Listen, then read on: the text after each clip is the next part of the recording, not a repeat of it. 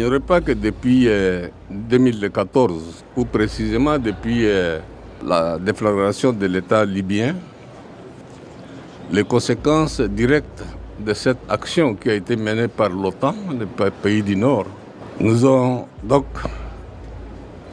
créé comme conséquence directe, qui était d'ailleurs prévisible, puisque nous avons mis en garde avant la première frappe de la Libye en son temps.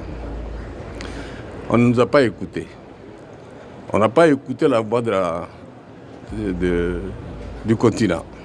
Autrefois perçu comme une zone stable, le Sahel est désormais un terrain fertile pour le trafic de drogue et d'êtres humains. Les pays sahéliens qui vivaient en paix sont aujourd'hui le théâtre de conflits, de massacres et d'enlèvements orchestrés par divers groupes terroristes. Mais qu'est-ce qui a provoqué un tel bouleversement? À l'époque où Kadhafi était au pouvoir, la situation dans la région était bien différente. Ce dernier jouait un rôle stabilisateur, utilisant son influence pour contrer les menaces terroristes. Sous son régime, la Libye agissait comme un rempart contre l'expansion des groupes armés, permettant ainsi aux populations sahéliennes de vivre dans une paix relative. Cette stabilité, qui a duré plus de 30 ans, a été brisée après la chute de Kadhafi en 2011. Au Sahel, la chute de Kadhafi a amplifié des menaces qui existaient déjà, puisqu'on sait que le terrorisme était déjà en Algérie, il y avait déjà une présence terroriste au Nord Mali, il y avait une présence des organisations criminelles de trafic de drogue dans tout le Sahel,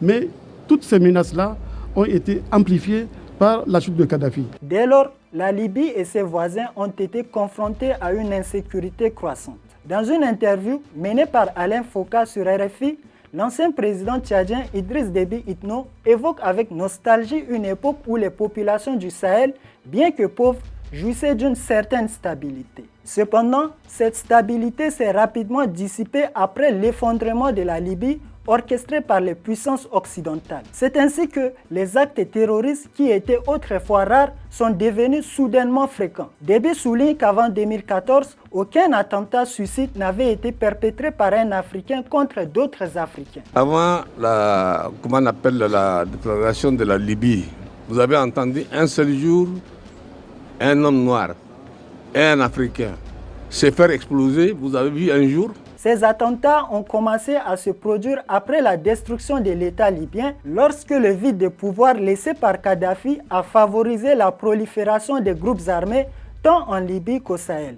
L'État libyen, vous le savez, c'était un des pays les plus armés du continent. La Libye, autrefois l'un des pays les mieux armés du continent, est considérée comme une puissance régionale intransigeante face aux groupes terroristes, est devenue un terrain d'entraînement pour des groupes terroristes tels que Boko Haram, permettant à ces dernières d'accéder à ces vastes arsenaux et de renforcer leurs capacités.